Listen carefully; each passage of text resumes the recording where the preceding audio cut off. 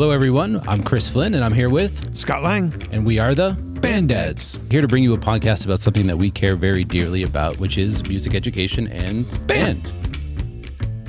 Some of you are here because you want to learn about all things band. Some of you are here because you want to see a train wreck, and the answer is yes to both of those. We don't care why you're here.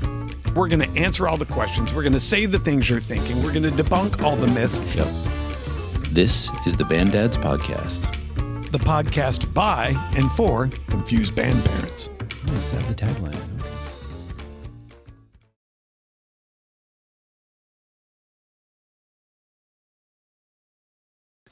Welcome, everyone, to episode 3 of the Band Dads Podcast. We've made it to 3. Yeah, well, magic number. Yeah, we don't know that anybody's watching the 3rd episode, but like you said, if you came for the train wreck or you came for the information, we don't care. We're here either way. That's right. So welcome.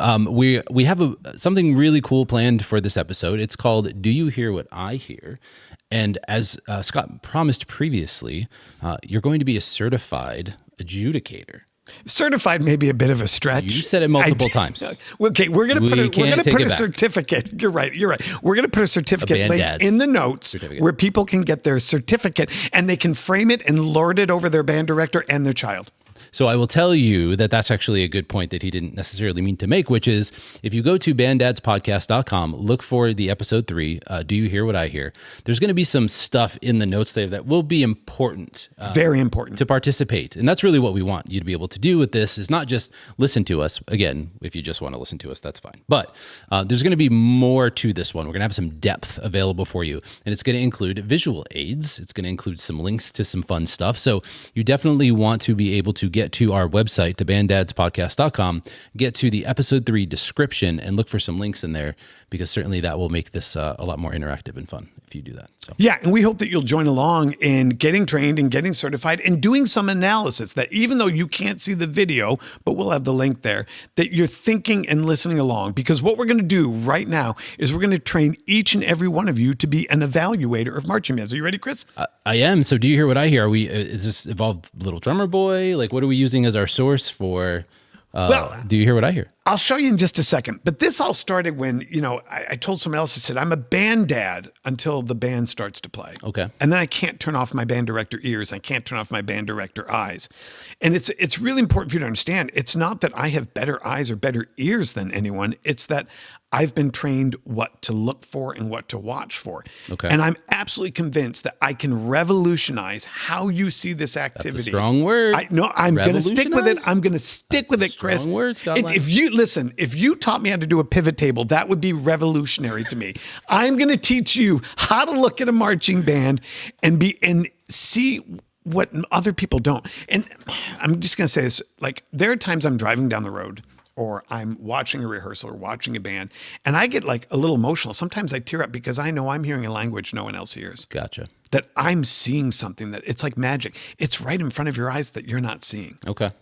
And I'm sure you have that same epiphany with numbers. I'm not trying to make I'm just saying you're trained. Don't make me tear up, Joe. They do not, Scott. I'm sorry. I don't want to, burst your bubble, but they don't. But they pay my bills. Okay, but if you taught me how to do a pivot table, would that not make you tear up just a little bit?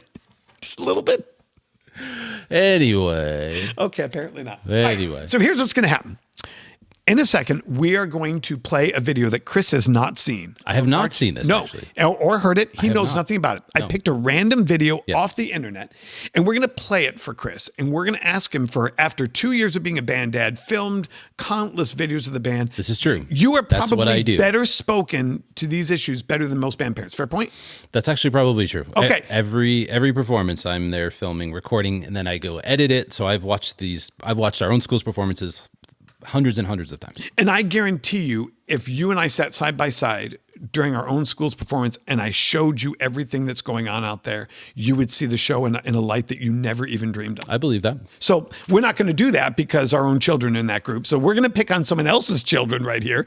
And because we can't say things about the band of our child's teacher, we want them to pass band, don't we? We do. Okay, good. We want them to stay in band, as we've said in previous episodes. Yeah. We're about to show Chris 1 minute of a marching band show, and he's going to act as an evaluator and an adjudicator of the program and tell us everything that he sees and knows. You ready, Chris? I hope so, Scott. I hope I can see that far. Okay. Adjudicator Chris Flynn. Oh, boy. You just finished watching an element of a band show, about a minute and 15 seconds of their show. Okay. Let's start with give me a number if you were adjudicating that from 1 to 100. 1 to 100. 1 to 100. So 100 being like a perfect score, 100%. Yes, correct. You're at a band competition, just like when we get our score read off, it's an 86.495. What's the score? I would go probably 70-ish. If I had to. And why would you give them that score? I thought that what I heard was good, but I wasn't necessarily blown away by the performance that I heard. So I thought it was good enough that 7 out of 10 is like a or 70% is like a C roughly. That's how I guess in my mind I'm equating it to like a letter grade. So I thought it was skilled enough to. One of the things I think is the biggest thrill for a band parent like myself who doesn't necessarily know the technicalities of looking at a show. The very first thing is, oh, I know that song. Like I get excited because I know the tune they're playing. Like, oh, this is now relatable to me because I heard the song from Peter Pan. Like I know that song. So it almost allows me to be a little more judgmental only because I actually know that song. So it's familiar to me to say, I know what that's supposed to sound like, if that makes any sense. So I get excited when it's relatable that I know the music, which I can tell you is very common for other band parents. Okay, as well. so let me ask you a question. Remind everyone what you do for a living. I'm a data analyst. Okay. Applying those same sets of skills of being data-driven Yes. and analytical, Okay. Can you put a construct or a framework around your number? Not necessarily. It's a lot of a feeling. Okay, good. So that's totally okay. Okay. I love that you said that, by Yeah, the way. it's kind of a Because the thing is, most people believe that's what adjudication is a feeling. Yes, because that's how we see it. That's right. Yes. And what we're going to do is we're going to demystify that and teach everyone who's listening the construct and the framework that we use when we adjudicate bands. And I think you're going to find out that you as a data analyst might Yes. be better suited to be an adjudicator than me because you will apply objective data analysis to what you see versus emotion, because that's not what adjudication is. It's more analytical than people think it is. So Gotcha. Are you ready to become a certified adjudicator? So you're gonna remove my emotion for watching this, and you're gonna help me just see This the is facts. you being emotional? Seriously? Well, sorry. When it's my kids, I guess it's different. It's a different feeling. But I'm able to see. I'm able to see what I see, and I don't know any more than that. So I think certainly this will be important for me. Okay. This will be- Are you, this will be- I guess a good example might be, are you a boxing fan? Not necessarily. Yeah, neither am I. Yeah. But they have different weight classes to make it a fair Yes, fight. absolutely. Okay. That I'm aware of. So the first thing you need to know is bands are adjudicated by a rubric, but the rubric is placed against other bands based on size. Okay. So that band makes right sense. there is probably about 160 kids. Okay. That would be an open class band. They're at the highest level of achievement. Now, the Okay. reason that's important is because the number never changes. So perfection is perfection. And a band of 45 is probably less likely to have a balanced characteristic sound when they have 14 flutes and 1 trumpet. Fair point? It is. So I can assume things just based on the band size itself. That's what we're saying. You can. You absolutely can. Okay. So when we look at this band, they're an open class. Now, you determine open class by one of 3 ways. Number 1, how many kids are on the field? Okay. Number 2, how many kids on the field play a wind instrument, which means you remove the color guard and the percussion ensemble. Okay. Okay. And the third and most indescribable way is by school size. Oh. Okay. And there are national competitions that do that, which makes, frankly, very little sense to me because the school size may or may not equate to the size of the band. I can think of schools around our school who have the same enrollment size whose marching bands are nowhere near the size of our school. So I can't imagine using that as a basis for it. So the whole point of doing that is so that you're not putting a 160-piece band against a 40-piece band. Okay. But that doesn't change the standard or the number. Okay. And so typically, because larger bands come with usually larger color guards, better instrumentation, more numbers hide more flaws, typically you see scores rise with band classification, with band size. Make sense? Yeah. Okay. Yeah, So that makes this sense. is the highest level achieving band because Okay. they're not the highest achieving, they're the highest level of band in terms of class size. Okay. Whether you do it by school enrollment, whether you do it by instrument, whether you do it by full Highest numbers on field. division, let's Yeah, call it. fair point. Okay. Good. Okay. Now, there's 2 things you're looking for when you look at a band. Okay. There's only 2 characteristics that you're looking for. And you said one of them. You said the word feeling, right? Yes. Okay. I did say feeling. We call that effect. Okay. Okay. Effect is the impact it has on us as an audience member. Okay. Okay. Effect is partly design, the way the guy wrote the show, or the composer wrote the show, and the way the drill writer wrote the drill. Okay. Okay. So we're going to talk a little bit later about that. That same set right there would have a greater effect had the drill writer done a better job of staging that band. I see. Okay. So effect, you understand, it's how we feel, correct? Okay. Sure. The next one is performance. And that's how the students perform, the level of achievement. Gotcha. So impact and achievement, we call it effect and performance. Make sense?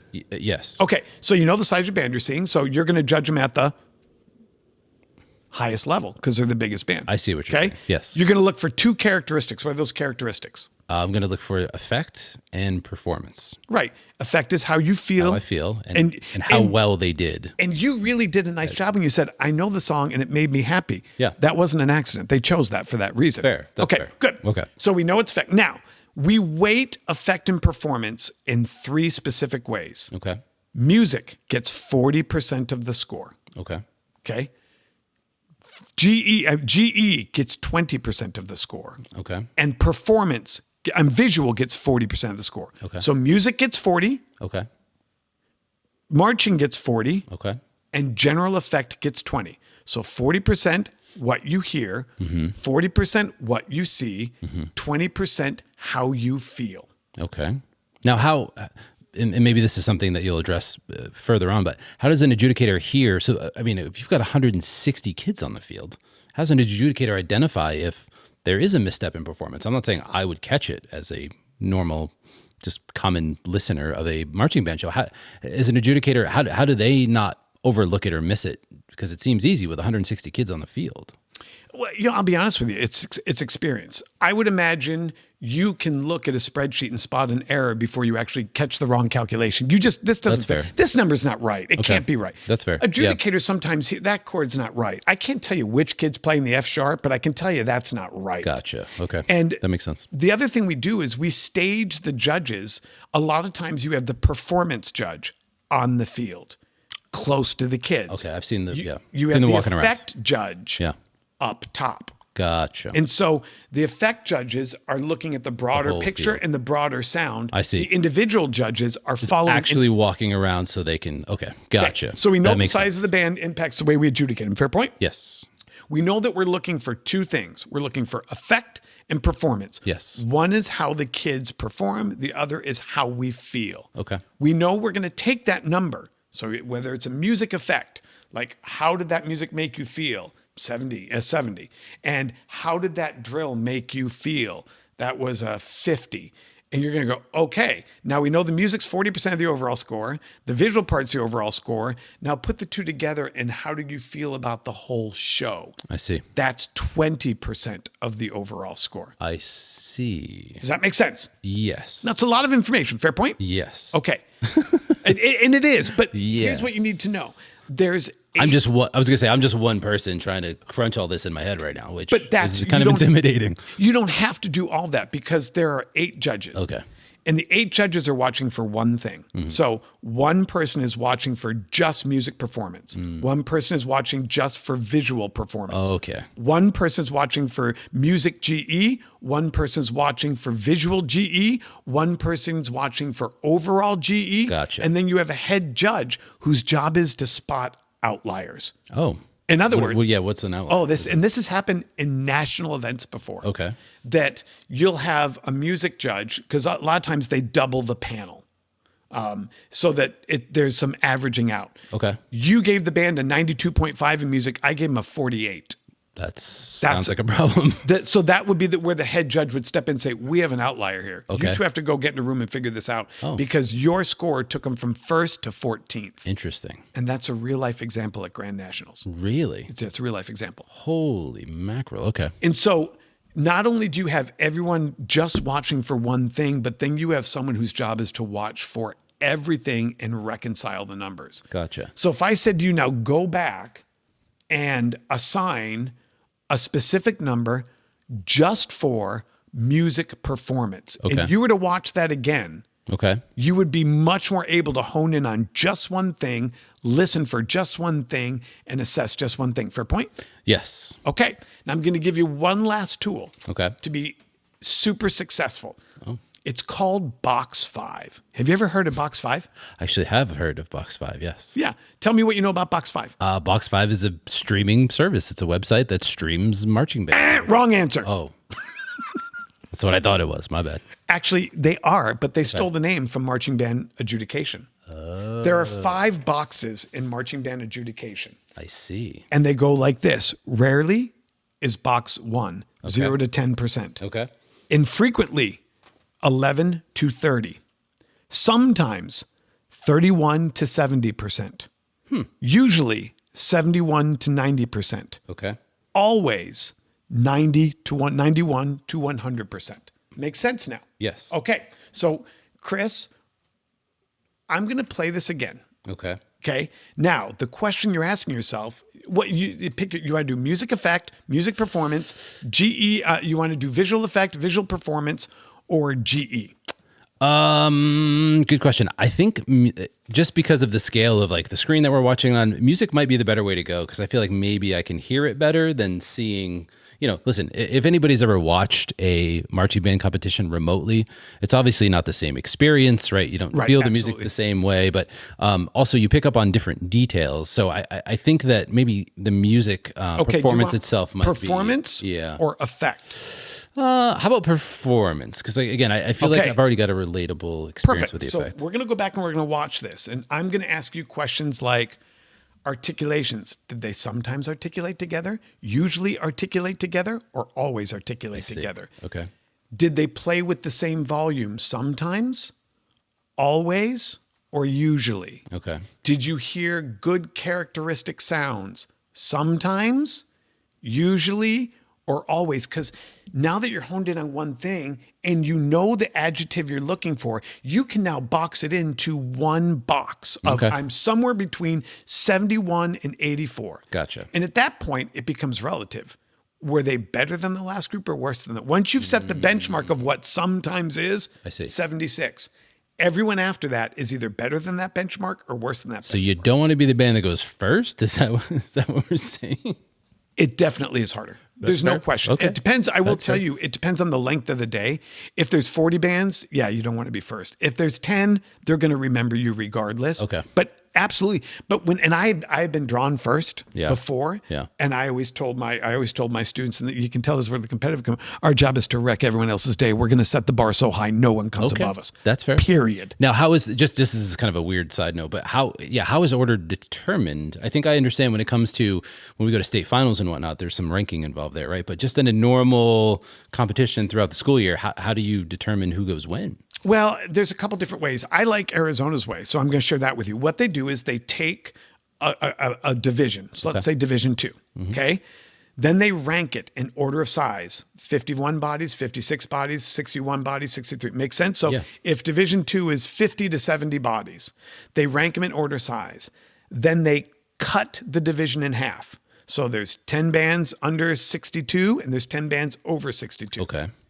And then inside the half boxes, it's random draw. Oh. So it's random draw, but you're never going to be more than 6 or 7 bodies off the person you're following. Because remember, the effect category is a volume category and a color guard category. Yeah. So if you're following someone who's 20 win players larger than you, you're in some trouble. Yeah. So That makes sense. just to really put it all in perspective, you look at our son's band. They're a Division I band. They're a Division II wind block. Yeah. They just have a very large drum line. Okay, that makes sense. So to come out and follow the 2 bands that beat us at our last competition, they had 40 more wins than we did and 40 more color guard. Yeah, I don't know how you overcome that. Yeah, you can't. How you overcome that. You can't. Okay, so we're going to play the same section back again. Okay. You've chosen to do music performance. Yes. And remember, the adjectives you're looking for are rarely, infrequently, sometimes, usually, and always.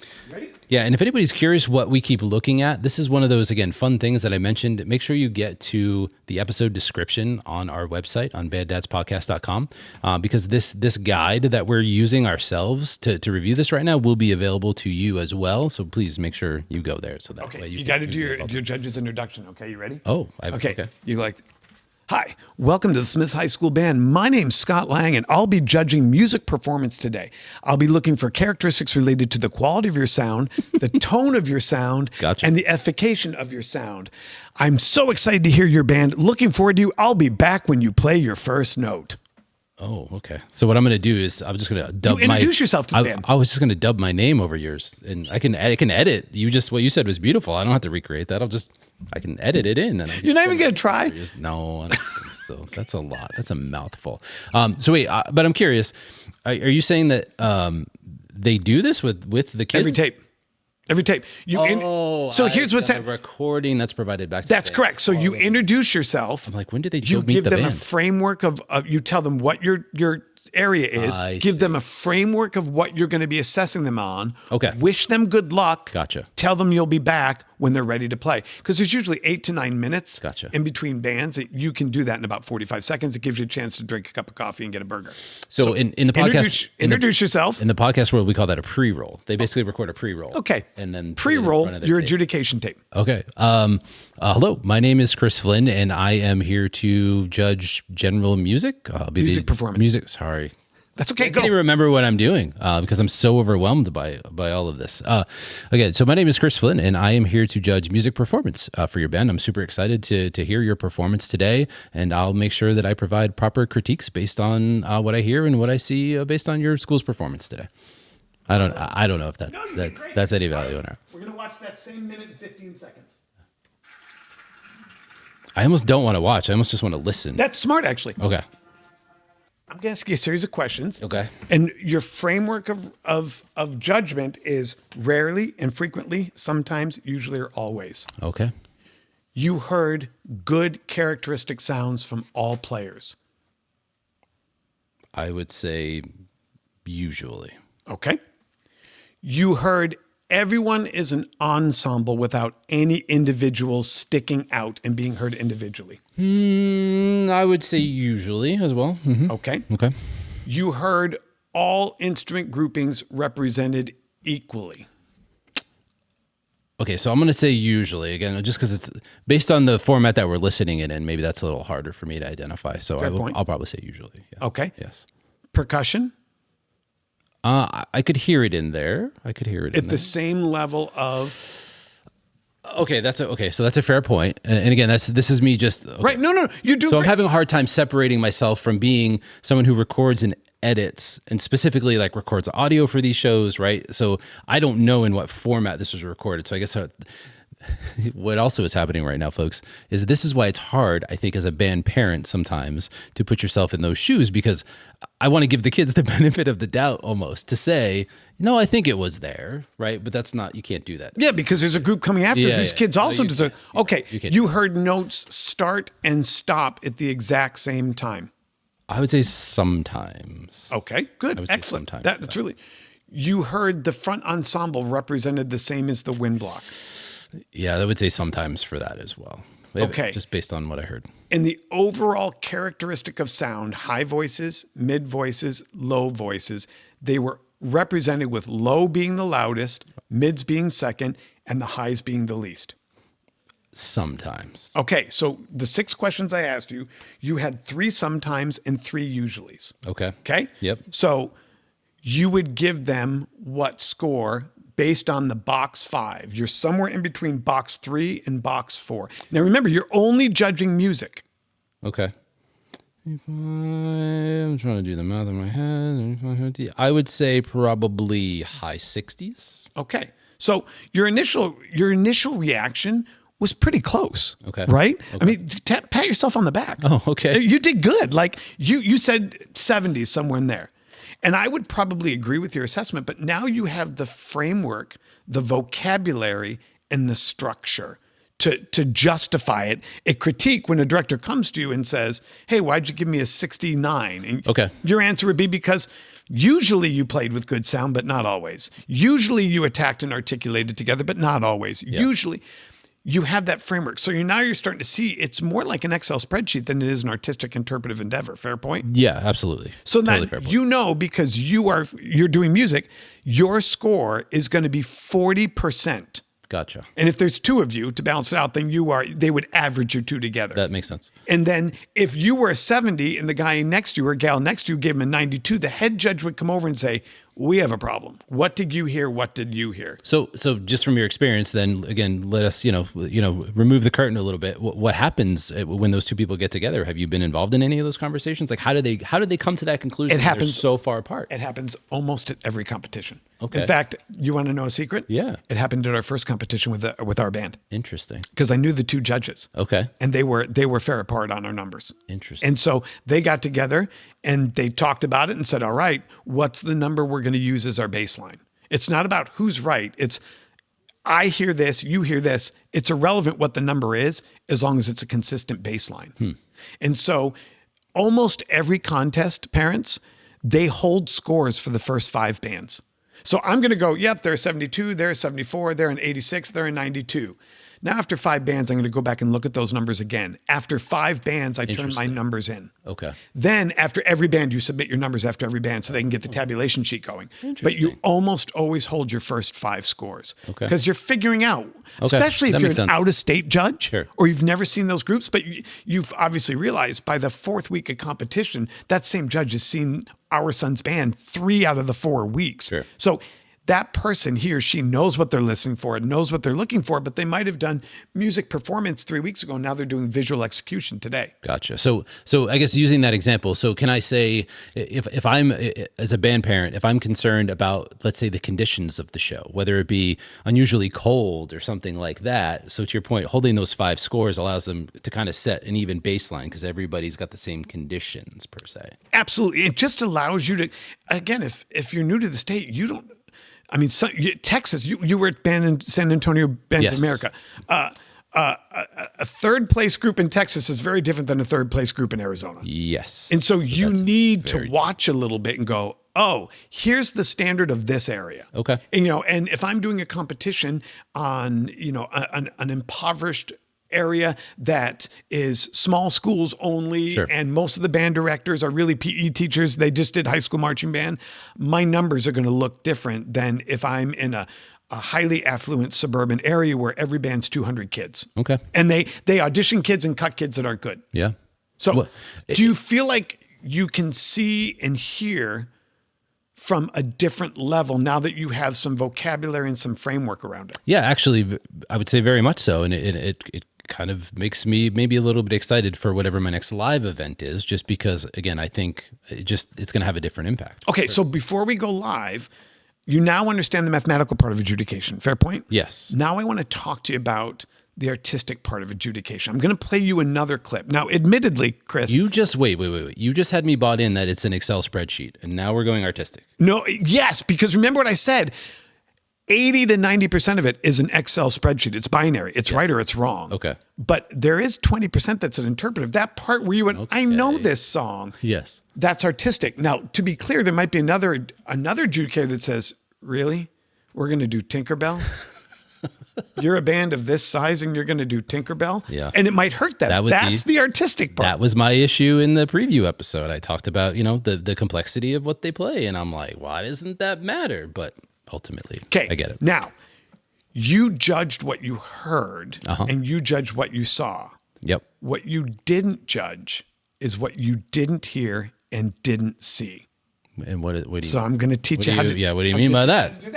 So this next group, you just had me bought in, and now I'm lost again. This is what makes it cool. Is it is a combination of art and science. Okay. It's like those kits you got when you were like 8. Your parents bought you, and you got to make putty and glue out of flour and. Gotcha. Okay, so this next one, this is an incredibly successful band that has won at the highest of levels. Okay. They're no bigger than this band here. Gotcha. And they're the same kids that eat the same Wheaties in the morning and rehearse the same amount. Gotcha. But it's a very different product. Okay. Okay, Chris, Mr. Adjudicator Flynn, did they sometimes play with good control, always play with good control, or usually play with good control? I would say always. Did they articulate in unison? And by the way, they were triple tonguing. Sure did. Sometimes, usually, or always? I mean, It sounded like always to me. Did you hear all of the voices in the ensemble sometimes, usually, or always? No, you could hear everything. And it's impressive that I feel like you can be that even toned and get all of those instruments sounding the same. So I would say always. So that's a box 5 band, right? Yeah. So now you know that band has set the standard. Give them a number. I would give them, if we're saying always is that scale, 94. Okay, great number, by the way. So you have a 70 and a 94. Okay. Same size band. Yeah. Now you have, I don't want to use the term bottom because they're an excellent band, but you have a 70 is a baseline. You have a 94 as a top line. Every band that follows this, were they better than the first band? Were they better than the second band? Okay. Then you're able to slot them. Gotcha. They are not as good as the second band, but better than the first band. Okay, let me go back to my box 5. Where did they fall in the box? And that's how you take 20, 30, even 40 bands back to back. Gotcha. You start with sometimes, usually, always. Okay. And then you slot them based on what you've heard in reference for the rest of the day. So those first 5 bands, those scores that you're holding, you're setting a rubric. So, and maybe this is a little bit off topic, but if we're talking about these are the same size bands, then how do we get to such different production? Like, how do we get to such different outputs? Well, we're going to talk about that in episode 7 when All we right, talk fair about enough. money. Okay. Right? Because money is a part of it, right? Well, I would imagine. Because it's the quality of staff, the quality of props, the quality of the show design, and Gotcha. who they paid to design that show and Gotcha. stage that show. So that's the last part I want to share with you is what you didn't see. Okay. Okay. It's there and you're going to see it now that I point out. Okay. Now that we know that we want general effect. Fair point? Yes. We know that we want that volume is GE. Fair point? Yes. Okay. That's a 300-piece band that never left midfield. They were always within 25 yards of the sideline. Yeah. The first band never approached the sideline. Gotcha. That's a design flaw that kept them from having effect. Interesting. So they knew that moment they had to put out some sound to get that top line effect. They know the further they are back, that the less effect that they're going to have. So they staged that. Make sense? Yes. Okay. You saw the part where the trumpets were triple tonguing and dig-a-da-da-dig-a-da-dig-a-da-dig-a-da-dig-a-da-dum. Yes. We know it's effect. We know it's performance. Fair point? Yes. Those who are performing didn't move. They're standing still. Okay. The people that weren't playing, they are running in back of them. It's what's called a 5 to 5. 5 steps and 5 yards. Okay. Normal marching's 8 to 5. They are sprinting, crossing each other because it's a great effect. Visually. And you can't find dirt. You can't find dirt when it's crossing each other. So they're hiding performance. Okay. They're creating effect and they're enhancing performance by not having the kids who are getting their butts kicked Gotcha. musically by having them stand still while creating effect. So great design Okay. is enhancing effect and enhancing performance and minimizing where you don't have effect and Okay. minimizing your opportunity. It's called exposure to error. Okay. So just to bring this back to conversations that we've had previously, right? So if I'm relating this to sports, right?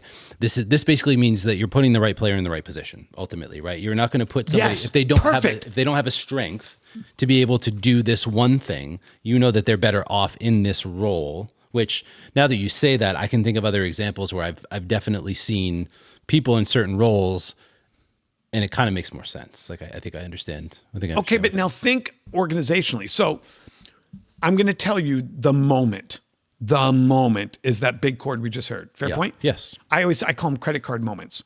I'm going to give you the credit card 4 times in a show. Okay. And that's where you bust it out and you let the big dog run. Okay. You get it 4 times in a show. And one is always the end, right? I feel like it's always the climax at the end. Well, or it's a down ending. But that's still a moment. Okay. Okay, but you get 4 moments in a show. Okay. Okay. So he knows from an arranger's standpoint, he's going to build from a woodwind flurry into a brass articulation, into an ensemble moment, into a big hit. That is a 64 measure musical crescendo. Fair point? Yes. Okay. So that is a musical design for effect. Okay. You want to make the big moment sound big? Start with a small moment. Okay. We know that we're doing a lot of movement for visual effect, so we can hide the fact those guys aren't moving when they're playing really hard stuff. Okay. Fair point? Yeah, Now, that makes sense. Here's what I mean. This is where the art comes in. The drill writer knows he's got to have that group in front of the 50, arranged by brass section with the brass to the front, the woodwinds to the back on drill set 54. Okay. He started in drill set 42 playing chess to get him there. Okay. So That he makes knows, sense. the arranger knows we are going to throw down at measure 58. Gotcha. The drill writer knows for effect, I've got them scattered in page 41. Gotcha. But by page 58, I got to have them front and center, grouped homogeneously by instrument, ready to hurt some people. How do I get them there while I'm minimizing my exposure to air and maximizing my visual impact? Gotcha. That's the art.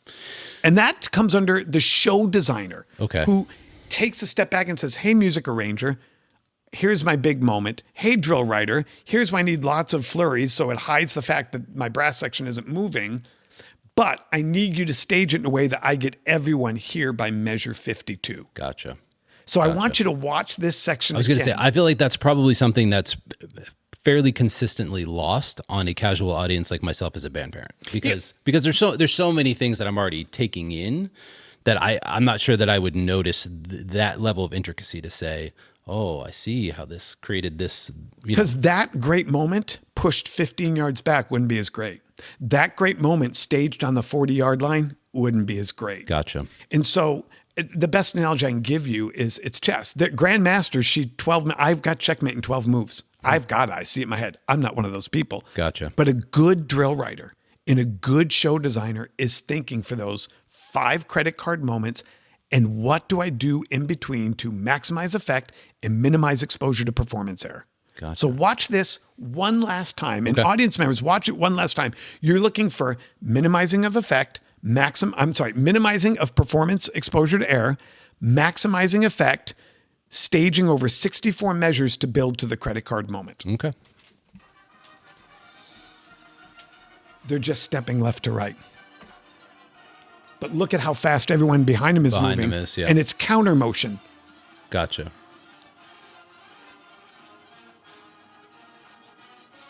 He's moving all the chess pieces right now.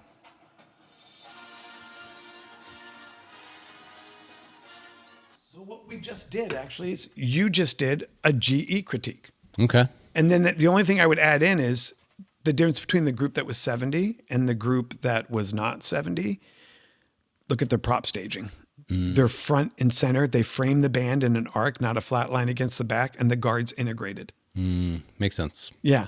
So it's been a matter of 35, 40 minutes. You've now gotten a tutorial. True. Do you now feel like you understand the structural build of an adjudication framework? Yes. Framework. Yes. You know the weights and the values of we value music at 40, performance at 40, Yes. visual performance, and we value GE at 20. I do. Yes. You understand that you're one of 7 judges and you're only responsible for one thing, and that you're looking for not only what was there, which you could do today, Chris, Gotcha. but with some experience, what's not there, what they're not doing that they should have been doing. Okay. Like the color guard was never integrated in the first group. The props were flat I against don't even know a if I sideline. saw. They Yeah. could have framed them. Yeah. The first group, every set was symmetrical, Gotcha. which is exposure to air. I can spot flaws easier. Gotcha. Which, so to some extent, so as a band parent, I'm not necessarily sitting there for the entire division of performances. So to some extent, I'm already, I guess, at a disadvantage, right? Because as you talked about, all of those things end up bouncing up against each other. The performances of the bands themselves end up being weighed against each other and all of that stuff. So to some extent, I'm at a disadvantage. It's not really even fair for me to say, this is what I think the score is, if I don't even have the knowledge. I haven't seen the rest of the performance. No, but you would have a baseline knowledge of your own child's band because you've seen that 5 times. Okay. Okay, then ask yourself, musically, were they better than my kid's band? Okay. Visually, were they better than my kid's band? GE, did that show leave me more impressed than my kid's band? Okay. And if the answer is yes, okay, you don't need to get the number right. You need to get the order right. Okay. No one cares what the number is. All anyone cares about That's is fair, did we what the get them placement in is. the right Yeah. order? Okay. Yeah. No, that's fair. So I hope the listener and you, Chris, have enjoyed the journey, and now you can download the certificate. Yes. that will be on there that makes you a certified The adjudicator. unaccredited And you can frame it and lord it over your child. You know what? And listen, share it on social media and show us where you've hung your certificate, because you're so proud to have You're Scott Lang. We want you to share because it's a good story. And then when people come over, it's a conversation piece. You can talk about your new certification and all the hard work you did to earn it. So, and when your child it's comes got a lot of home, weight. you can say, that was a box 3 rehearsal tonight, sweetheart.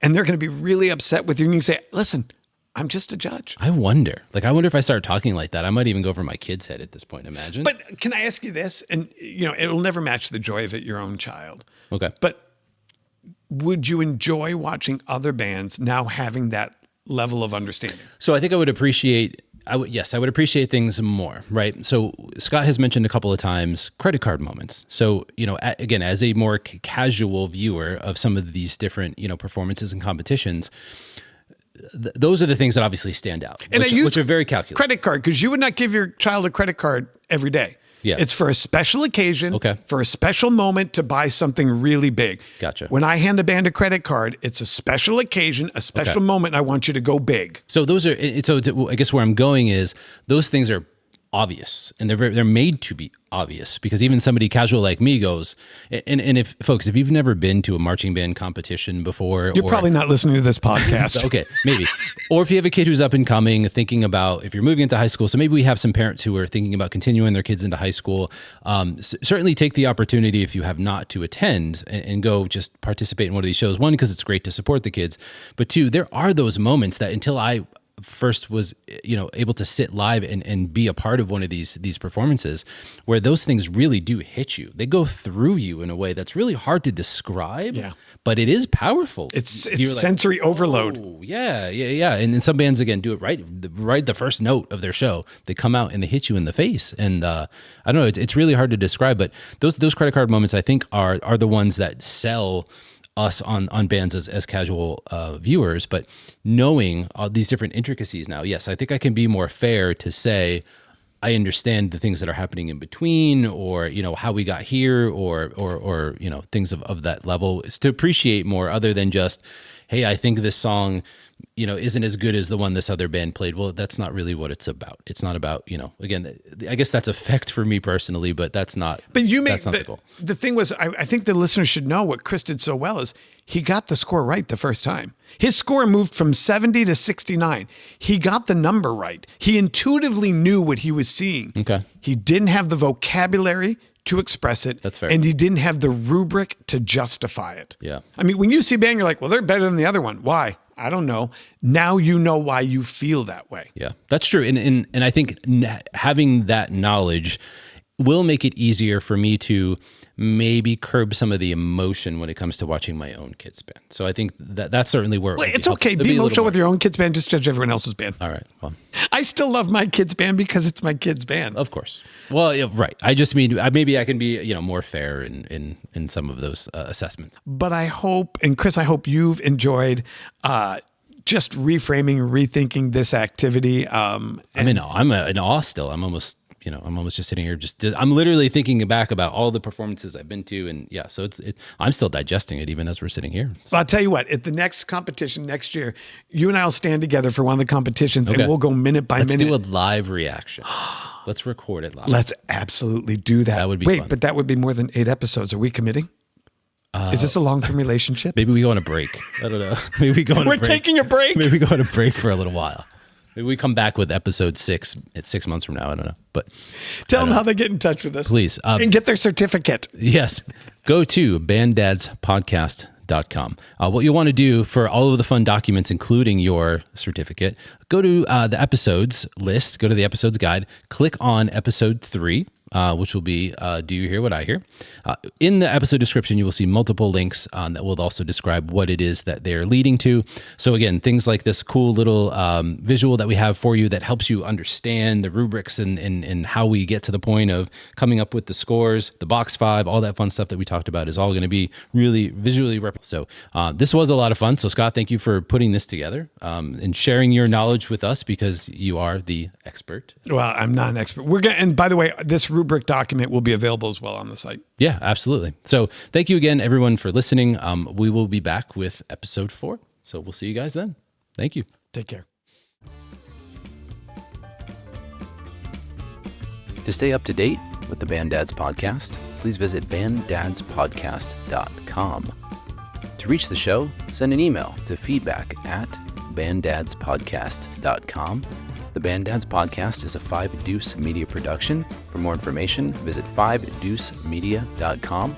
That's numeral 5deucemedia.com. For more information on Scott Lang leadership and solutions for music education, visit scottlang.net.